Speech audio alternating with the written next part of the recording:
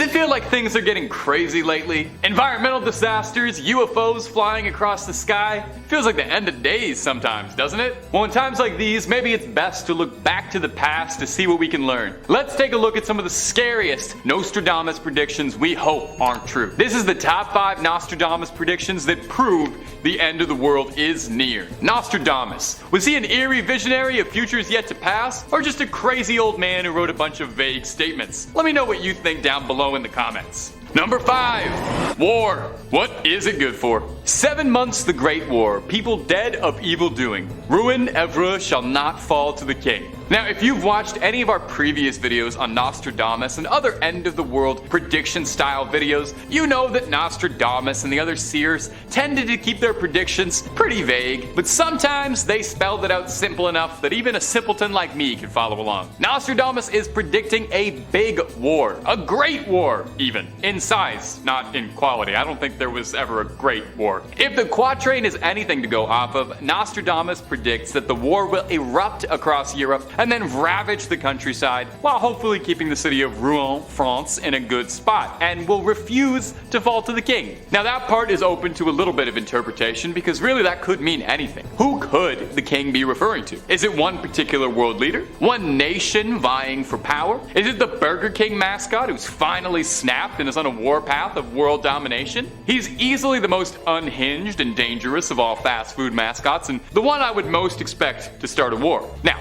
this is obviously a delicate subject, but the current situations across Eastern Europe is already cause for enough alarm. A war that's got everybody on their toes and watching the news constantly. And I don't think anyone wants to see it develop further into a proverbial Great War. A 7-month Great War sounds like it'd be over in a flash, but I think the last thing anyone wants is a war that's over in a flash, knowing the nuclear-powered arsenals out there. Shorter war is not necessarily a good thing. Nuclear annihilation is kind of the last thing anybody needs out there. Hey, hope I'm not bumming you out too much, talking about global conflicts and possibly the end of the world. Let's talk about something fun, like our fun channel. We got all sorts of scary content of just about any topic you can think of. So click through, stay scared, but stay watching this video, because we got a whole lot more predictions left to go. Number 4, Mars and Elon Musk. Listen to this quatrain. The two contenders will unite together. When most others unite with Mars, the African leader is fearful and trembles. The dual alliance is separated by the fleet.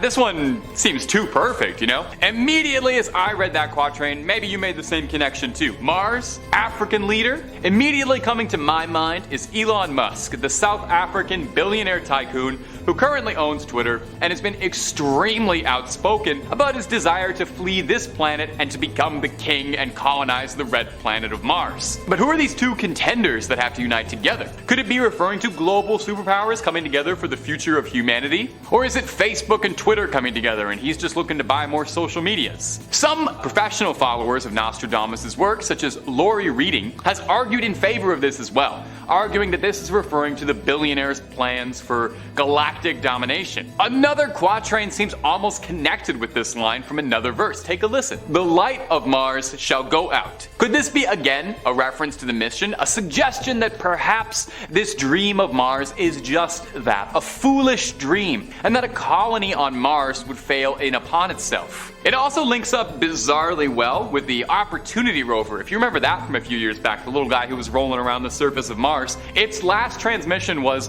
"My battery is fading and I'm going dark," which is almost like directly saying a light of Mars is going out. This is actually starting to creep me out here. Nostradamus might have been magic just a little bit. Time will tell, obviously, if this one remains to be true, although after Twitter, I don't know. I'm not so sure. I don't know if I want to pay $8 a month to subscribe to Mars Blue for a checkmark. Number 3, more plague. Oh, that's the last thing any of us need. Well, take a listen to this doom prophecy. Near the gates and within 2 cities, there will be 2 scourges, the likes of which has never seen. Famine within plague, people put out by steel, crying to the great immortal God for relief. Well, this doesn't sound fun at all. I'm not sure anybody wants this. I'm pretty sure everyone watching this has experienced more than enough plagues to last us a lifetime. Of course, it's unfortunately kind of foolhardy to think that humanity will never experience another viral epidemic because, well, germs are always going to exist unless we eradicate them entirely. So all we can do is brace ourselves for the next one and hopefully learn from the past. I mean, that's why we're looking all the way back to an old French astronomer who was writing things in the 15th century, and the off chance that any of it might help us out. Well, he might be on the money with this one again, because recently in 2021, researchers in Siberia uncovered in a block of ice 33 strains of ancient novel viruses. Now, novel means that they haven't been discovered before, not that they're just kind of fun and no trivia. Personally, I would put them back in the iceberg, I think, and then I would put like a tarp or maybe some tape over it. I think we should just deal with that where it is, and we should not be bringing any ancient prehistoric viruses into today's times.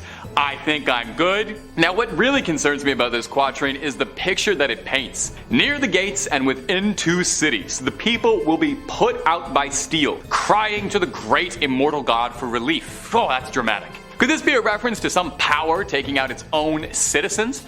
Armies firing at infected individuals? Now, it could be that, but it could also be possible that Nostradamus somehow had a powerful vision into the future, and he was just watching an episode of The Last of Us, and he was basing his predictions around that. Good on him for not spoiling that series for 500 years. Number 2, economic crisis. Take a listen to this. No abbots, monks, no novices to learn. Honey shall cost far more than candle wax. So high the price of wheat that man is stirred to eat his fellow man in despair.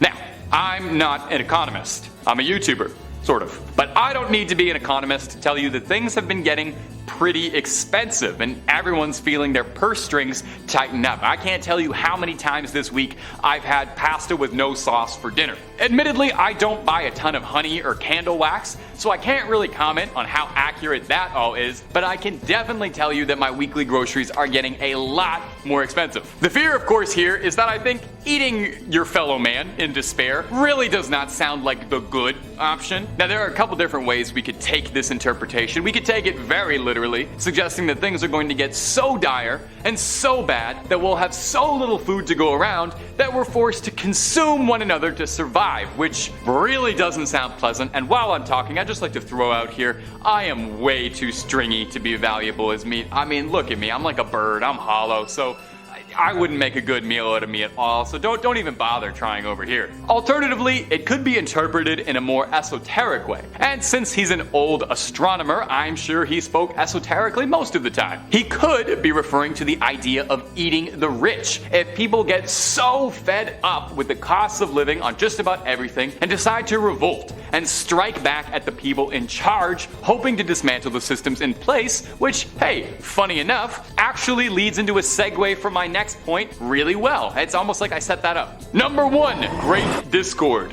Take a listen. The trumpet shakes with great discord, an agreement broken, lifting the face to heaven. The bloody mouth will swim with blood. The face anointed with milk and honey lies on the ground. Like most of Nostradamus' writings, this one does sound a bit like it's the opening monologue to one of the Lord of the Rings movies, and wow, honey again. Honey was like a really serious cause of concern for this guy. I think he might not have been an astronomer. He might just have been a man who took his morning tea incredibly seriously. So besides crying over spilled milk and honey, what do our great Nostradamus experts have to say about this one? Was Nostradamus banned from his Discord server and writing against the tyrannical mods? Well, like all of the ones on this list, this unnerving prediction seems to suggest that dire violence will come to plague us, with unrest between the masses and classes leading to full-scale rebellion and riots. This little ditty seems to support that, with Nostradamus writing that sooner and later you will see great changes made, dreadful horrors, and vengeances.